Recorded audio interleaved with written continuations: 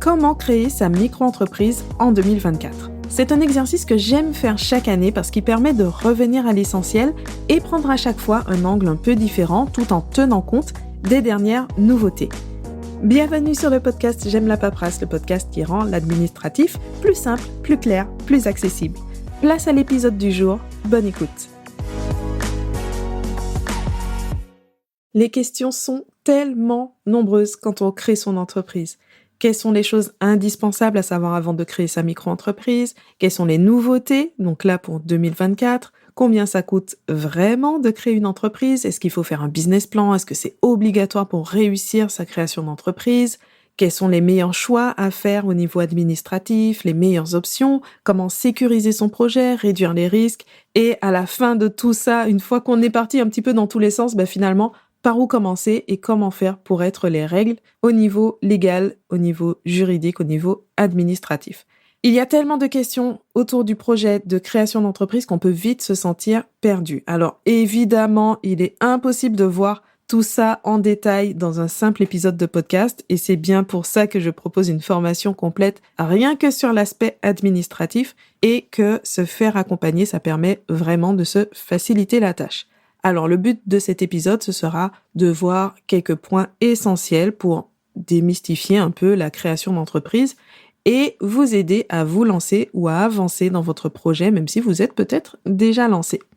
Donc, premier point, on va aborder la question de la démarche. Donc, en pratique, comment créer sa micro-entreprise en 2024. Clairement, la micro-entreprise reste de loin le type d'entreprise le plus simple à créer. La démarche, elle prend quelques minutes en ligne sur le guichet unique. Il n'y a plus besoin de se demander où réaliser telle ou telle démarche en fonction de l'activité de l'entreprise comme c'était le cas avant. Maintenant, tout est centralisé sur cette plateforme gérée par l'INPI et qui remplace complètement les anciens centres de formalité depuis le 1er janvier 2023. Donc ça, au moins, c'est simple. La démarche est gratuite, excepté des frais d'environ 25 € pour les agents commerciaux qui doivent être inscrits sur un registre spécial. Mais l'important, ce n'est pas la démarche de déclaration de début d'activité en elle-même, mais c'est plutôt de bien préparer sa création d'entreprise et de maîtriser tout le cadre autour du statut d'indépendant. Donc avant, il y a toute l'étape de construction du projet. Donc par exemple, le business plan, il n'est pas forcément indispensable pour tous les projets de création d'entreprise, mais un travail de ce type permettra de donner plus de chances de réussite à la future entreprise, même si ce n'est pas forcément formalisé. Ensuite, avant de penser à la création administrative, il est important de clarifier les bases de l'entreprise, ce que vous allez vendre, à qui, comment, etc. Donc, ça revient un petit peu au travail du business plan. Et le fait de poser ces éléments noir sur blanc, ça permet de vérifier la cohérence du projet dans son ensemble et aussi de planifier chaque étape pour approfondir le travail sur chaque pilier de l'entreprise. Et ensuite, bien sûr, il faut passer à l'action. C'est bien quand c'est clair sur papier, mais il faut passer à l'action, préparer effectivement ce qui fera fonctionner l'entreprise. Donc, concevoir les offres, mettre en place un moyen de se mettre en relation avec ses futurs clients, la communication, moyen de recevoir les paiements, de livrer ses produits et services, etc. Donc, vraiment, ce qui fera l'activité en elle-même. Et ce n'est qu'une fois que toutes ces bases sont posées, que le projet prend vraiment du sens dans son ensemble, que vous avez un modèle économique clair et que vous pouvez aussi réaliser le travail chiffré qui va vous permettre de vérifier que la micro-entreprise est effectivement adaptée à votre projet, de choisir les meilleures options, de vous projeter au moins à court et moyen terme et plus tard d'assurer une vraie gestion d'entreprise. Pour l'aspect pratico-pratique de l'administratif, je profite pour vous dire que vous avez des ressources que vous pouvez télécharger gratuitement sur le site j'aimelapaperasse.com et dedans, donc, il y a une checklist de la création d'une micro-entreprise. C'est un extrait de la formation Objectif Micro-entreprise, donc, qui est centrée sur la création et gestion administrative et qui vous donne donc les points d'étape vraiment pour l'aspect pratique de l'administratif au moment de la création. Parlons maintenant des aides à la création essentielles, celles à côté desquelles on ne peut pas passer. Donc, il y a plein d'aides à la création d'entreprises qui sont plus ou moins accessibles. Parfois, elles vont s'adresser vraiment à un public bien ciblé, ou alors ça va être dans une zone géographique, ça va être pour certains types d'entreprises, etc. Certaines aides sont incontournables parce qu'il s'agit de dispositifs très larges qui ne passent pas par des processus de sélection, dossiers, etc., mais simplement 1 ou 2 critères à cocher. Donc ça ne veut pas dire que tout le monde va en bénéficier, mais si c'est votre cas, ce serait dommage de passer à côté. La principale aide, ça va être l'ACRE, l'aide à la création ou reprise d'entreprise. C'est une aide qui est gérée directement par l'URSSAF et qui consiste à réduire de moitié les cotisations sociales pendant la première année d'activité, ou plutôt pendant les 4 premiers trimestres civils d'activité, donc plus précisément. Pour les auto-entrepreneurs, cette aide est soumise à la condition de remplir un critère parmi toute une liste. Alors, je ne vais pas reprendre toute la liste ici, mais vous l'avez à l'écrit dans la transcription de cet épisode. Globalement, c'est une aide qui cible avant tout les demandeurs d'emploi. Donc, si vous êtes demandeur d'emploi indemnisé, c'est le critère numéro 1, mais elle est quand même accessible sur d'autres critères, comme le fait d'avoir moins de 26 ans, l'implantation dans un quartier prioritaire de la ville, ou encore demandeur d'emploi, mais non indemnisé sous certaines conditions de durée, etc. Ensuite, on a l'allocation chômage. C'est une aide qui est couramment utilisée pour sécuriser sa situation financière. En quoi elle représente une aide à la création d'entreprise? C'est simplement qu'il est possible de cumuler l'allocation chômage avec les revenus de la création d'entreprise. Bien sûr, ce cumul va quand même être encadré. Dans le cas général, on va déduire une partie du revenu de l'entreprise et l'allocation versée va donc être plafonnée chaque mois.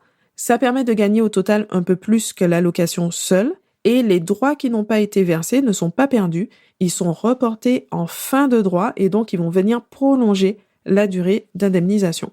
Ensuite, on a aussi l'ARS. Donc ça, c'est moins connu, il ne faut pas confondre avec l'ACRE. J'ai même du mal à le prononcer parce qu'on a les mêmes lettres, on inverse simplement, ce sont même les mêmes mots en fait. Mais pour les différencier, donc l'ACRE, c'est la réduction de cotisation sociale, donc dont on a déjà parlé, et l'ARS, c'est une aide qui consiste à percevoir l'allocation chômage sous forme de capital au lieu du versement mensuel. C'est soumis à condition. L'une d'elles, c'est de renoncer à 40% de la totalité des droits au chômage. Donc voilà, c'est quand même un calcul vraiment à faire. On perçoit au total 60% de ces droits au chômage et ce capital, par contre, va être versé en 2 fois, une moitié à la création d'entreprise et l'autre moitié 6 mois plus tard. Donc on perçoit au total beaucoup moins, mais sur une durée de 6 mois. Alors maintenant, qu'est-ce qui a changé en 2024 pour les auto-entrepreneurs? Si vous vous intéressez à l'entrepreneuriat et tout particulièrement à la micro-entreprise depuis quelques années, vous vous demandez peut-être là maintenant ce qui est différent pour si vous vous lancez en 2024 plutôt que les années d'avant. Alors en réalité, les nouveautés vont généralement concerner tous les micro-entrepreneurs, peu importe que vous ayez créé votre entreprise en 2024 ou plus tôt. Alors dans les nouveautés entre guillemets, il y a le report de la facturation électronique, donc ça, on n'en parlera pas dans cet épisode, mais vous pouvez aller écouter l'épisode numéro 66 où on fait un petit point donc pour savoir où en est la facturation électronique, voir un petit peu ce qui va arriver et on aura l'occasion d'en reparler sur le podcast pour mieux comprendre de quoi il s'agit.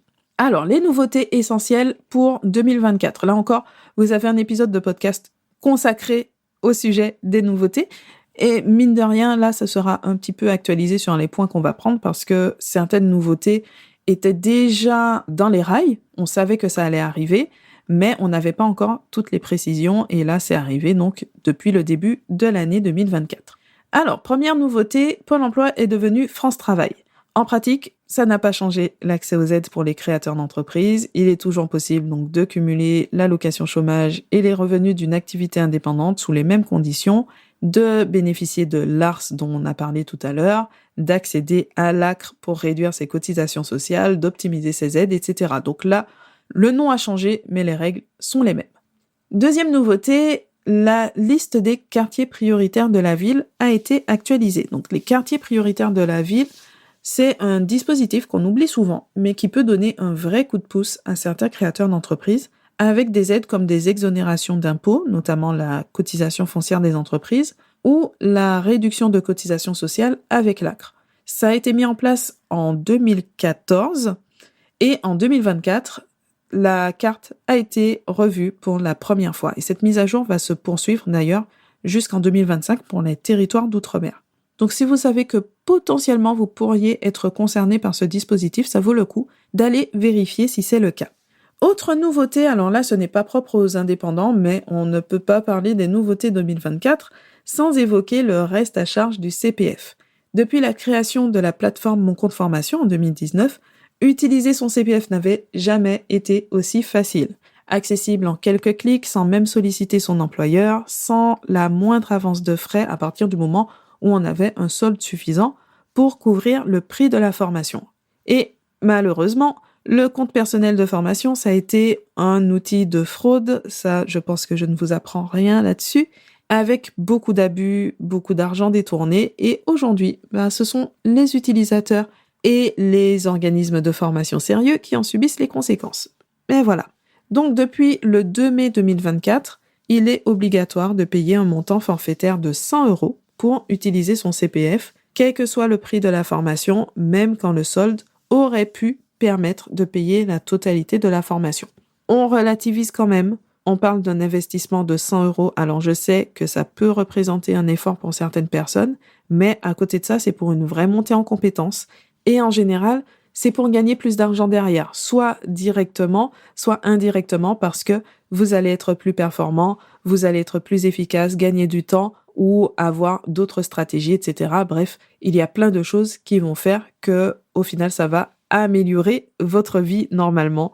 Donc, ça vaut quand même le coup. Et puis, toute dernière actualité au moment où j'enregistre cet épisode, l'augmentation des cotisations sociales pour certains auto-entrepreneurs. Alors, ça concerne tous les micro-entrepreneurs qui ont une activité libérale et uniquement ceux-là. Donc, si vous êtes en vente, en prestation de services commercial, prestation de services artisanal, vous n'êtes pas concerné. Par contre, pour une activité libérale, il y a une hausse de 2 points à partir du 1er juillet 2024. Et pour certains entrepreneurs qui ont une activité libérale, la plupart en réalité pour les créations depuis le 1er janvier 2018, il y aura une nouvelle augmentation de 1,5 point le 1er janvier 2025 et encore 1,5 point le 1er janvier 2026. Donc on va arriver à une hausse totale de 5 points.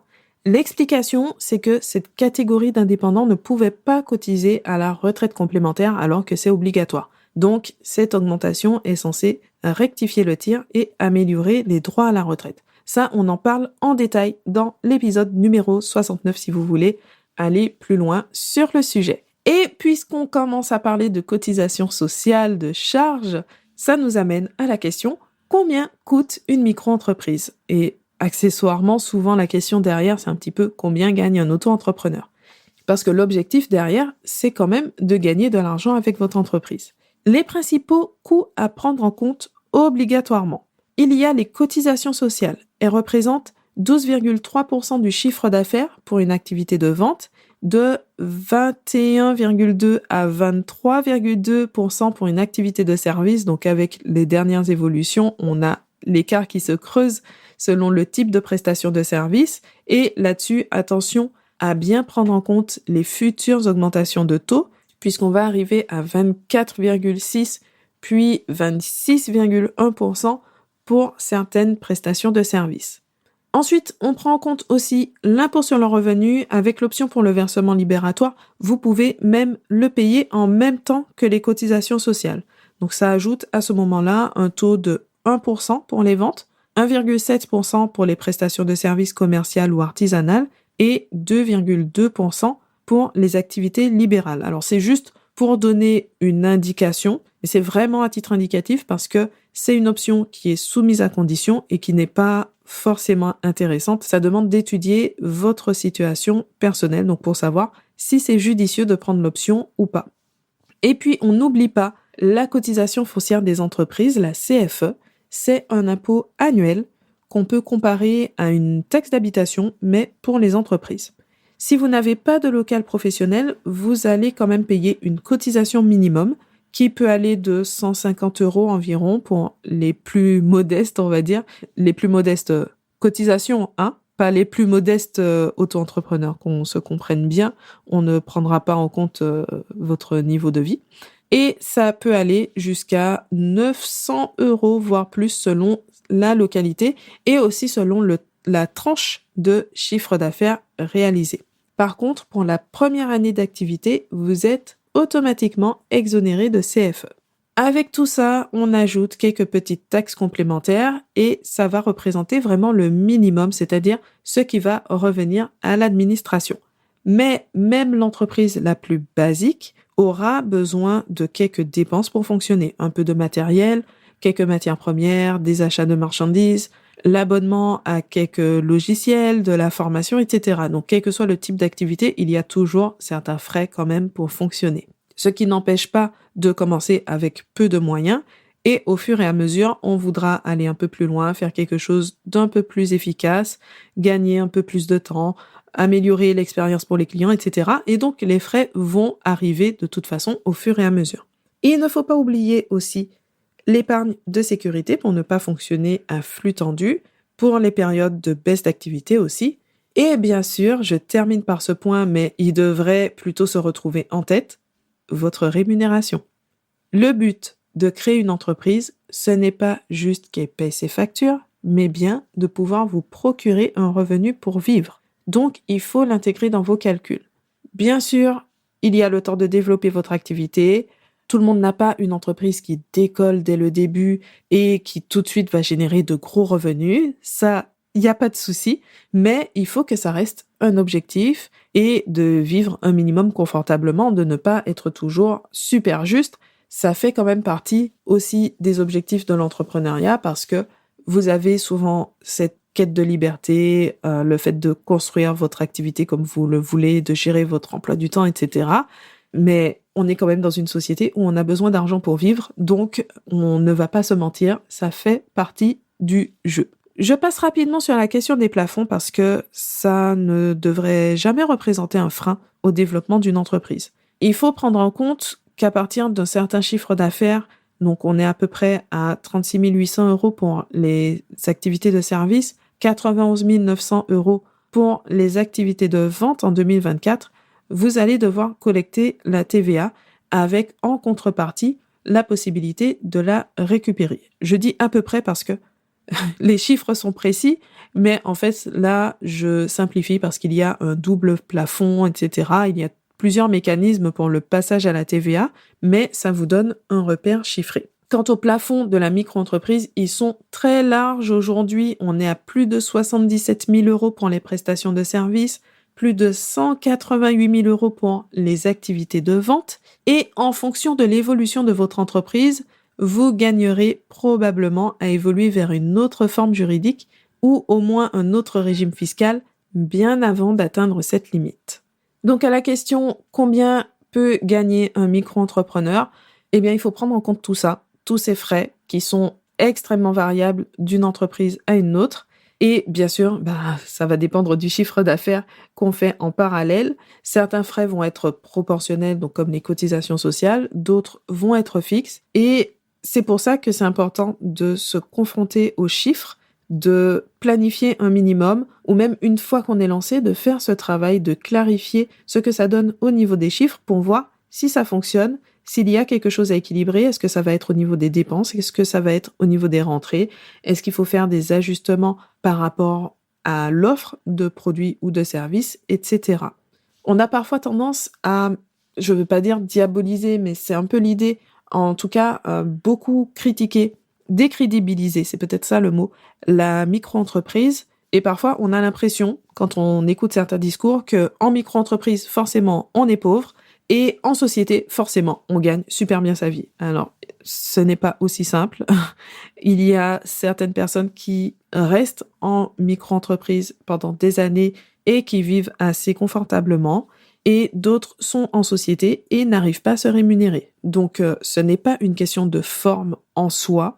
C'était sans doute vrai à un moment parce que les plafonds de la micro-entreprise, c'était ceux de la TVA. Donc, ça veut dire que forcément, on ne pouvait pas faire un gros chiffre d'affaires. Et une fois qu'on déduisait les charges, la limite, du coup, était très vite atteinte. En faisant le calcul le plus basique, on voyait bien qu'on ne pouvait pas avoir un revenu important. Là, avec les plafonds qui sont beaucoup plus élevés aujourd'hui, ça laisse beaucoup plus de marge. Donc maintenant qu'on a abordé tout ça, revenons donc à cette question, par où commencer ? Soyons honnêtes, vous aurez beaucoup de choses à apprendre en vous lançant à votre compte. Et c'est aussi ça qui fait le charme de l'entrepreneuriat. On ne s'ennuie jamais, il y a toujours des choses à expérimenter, à améliorer. Et au-delà de l'aspect purement professionnel, c'est une expérience qui permet aussi de mieux se connaître et qui fait grandir, qu'on le veuille ou non. Parce que parfois, c'est en douceur et de manière tout à fait consciente et choisie. Parfois, il faut reconnaître que c'est un petit peu douloureux. Mais tout ça, ça fait partie du parcours et il n'est jamais question de tout savoir dès le début, que tout soit parfait au moment où on se lance, heureusement. Aujourd'hui, franchement, après plus de 5 ans à baigner dans l'entrepreneuriat, alors là, je parle de mon activité indépendante parce que ça soit dans mes études et dans toute ma carrière professionnelle, j'ai toujours été auprès des entreprises. Et donc, après ces 5 ans, même si j'ai déjà beaucoup appris, j'ai déjà beaucoup progressé sur différents points, avec une expérience parfois un peu de couteau suisse, c'est aussi ça quand on est dans un modèle solo, on apprend à toucher à tout et c'est génial. Mais si je dois être honnête, je me sens toujours en cheminement et je vois toujours l'entreprise comme un projet qui continue d'évoluer au fil de l'eau. Alors cela dit, ça ne veut pas dire qu'il faut se lancer du jour au lendemain sans plan. Sur un malentendu, ça peut fonctionner, il y a toujours des personnes pour en témoigner, mais ce n'est pas forcément une stratégie recommandable. Donc, voici quelques conseils pour vous lancer, pour savoir par où commencer avec votre entreprise. Le premier conseil, ce sera de bien définir, de bien clarifier votre projet. Encore une fois, un projet clair, c'est la base de toute entreprise et ça jouera vraiment sur tous les niveaux. Vous ne pouvez pas communiquer clairement si vous ne savez pas clairement ce que vous proposez et à qui. À partir de là, c'est aussi confus pour les clients et à partir de là, on n'a pas les ventes dont on a besoin ou alors on part dans tous les sens, on s'épuise. Bref, il y a plein de raisons pour lesquelles c'est la base. Ça ne veut pas dire qu'il faut vous limiter et que tout doit être parfait avant de vous lancer. Ce n'est pas quelque chose de figé. De toute façon, c'est lorsque vous allez vous confronter à la réalité, tester grandeur nature, que vous pourrez être sûr à 100% que le projet est viable, que vous aimez vraiment cette activité et que vous allez donc pouvoir réajuster au fur et à mesure. Donc, le conseil vraiment là, c'est de faire simple pour démarrer et vous aurez toujours le temps de faire évoluer votre entreprise. Deuxième conseil, sécurisez votre création d'entreprise. On n'a pas tous le même rapport au risque et création d'entreprise n'est pas forcément synonyme de risque. Là encore, tout le monde n'a pas le même discours, mais vraiment, de ma propre expérience, mais aussi de celle que j'observe chez beaucoup de clients, non, on n'est pas obligé de prendre des risques fous pour se lancer et parfois le risque, il est même proche de zéro. Entre le cumul d'activités et les différentes aides, il y a plein de moyens de vous sécuriser financièrement, de vous sécuriser aussi professionnellement si vous avez besoin de garder le filet de sécurité pour revenir en arrière éventuellement et de prendre en compte votre situation personnelle dans la construction de votre projet. Pensez aussi aux assurances pour couvrir les risques en matière de responsabilité civile, mais aussi en cas d'arrêt de travail grâce aux différents contrats de prévoyance, ça aussi c'est important. Sécuriser votre entreprise, c'est aussi prévoir un cadre solide, votre modèle économique, mais aussi le cadre juridique. Le fait d'avoir des conditions générales de vente, de déposer votre marque, d'avoir des contrats pour encadrer vos prestations, de respecter la propriété intellectuelle, etc. Ensuite, troisième conseil, on ne peut pas parler de création d'entreprise sans l'axe de la gestion administrative. Donc, mettez en place votre gestion administrative. Elle commence dès la préparation du projet pour savoir quelles seront les meilleures options pour vous au moment où vous allez remplir le formulaire de déclaration de début d'activité pour créer votre entreprise officiellement. Ensuite, vous avez toutes les opérations à ne pas négliger dans les jours et semaines qui suivent, comme la création de vos espaces sur le site de l'URSSAF, sur le site des impôts, l'ouverture de comptes dédiés qui va être séparé. Alors ça, ce n'est pas obligatoire dans un premier temps, mais vivement recommandé, les déclarations à déposer, etc.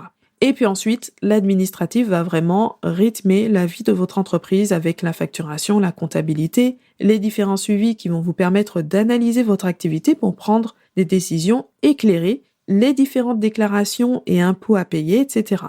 La micro-entreprise est nettement simplifiée par rapport aux autres entreprises, mais ce n'est qu'un aménagement fiscal et social. Globalement, les obligations sont les mêmes que pour n'importe quelle entreprise et les conséquences d'une négligence peuvent être lourdes. J'ai déjà accompagné plusieurs indépendants qui s'étaient retrouvés avec des dettes de plusieurs milliers d'euros parce qu'ils avaient négligé l'administratif ou parce qu'ils ignoraient certaines règles. Et c'est une expérience que je ne souhaite à personne. Forcément, ce sont des situations difficiles, stressantes, et au final, on se retrouve à perdre beaucoup d'argent ou à devoir donner beaucoup d'argent d'un coup alors que ce n'était pas prévu. En général, cet argent, il a déjà été dépensé.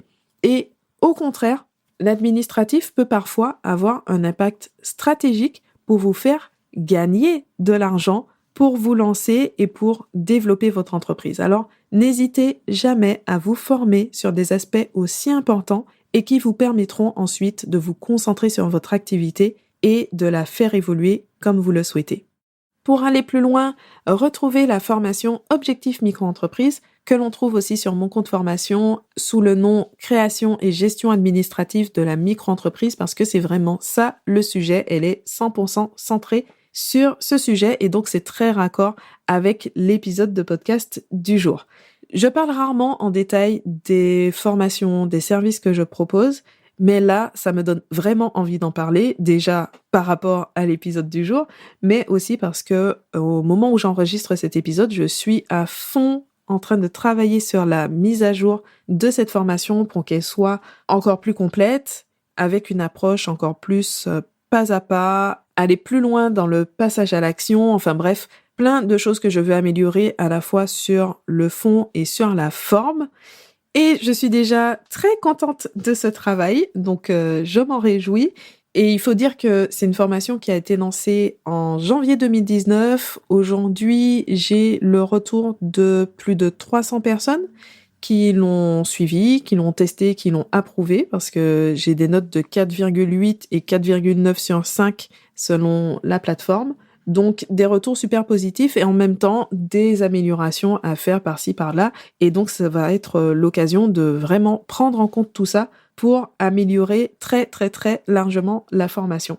Et ce que j'observe généralement dans le avant-après, c'est vraiment la sérénité du fait d'avoir suivi un plan d'action, de savoir où on en est, d'être sûr d'avoir bien fait toutes les bases, parce que l'administration a tendance à dire les choses un petit peu tard, à simplement dire « Oh, tu aurais dû faire », mais sans avoir prévenu qu'il fallait faire les choses. Et donc, c'est vraiment ça. C'est bien sûr la connaissance technique, le fait de mettre en place tout son système administratif de manière claire, le fait de sécuriser son entreprise, etc. Mais c'est aussi derrière la sérénité qui en découle et parfois l'impact se compte aussi directement en argent avec une meilleure préparation du projet ou certains choix qui vont permettre d'optimiser l'aspect financier.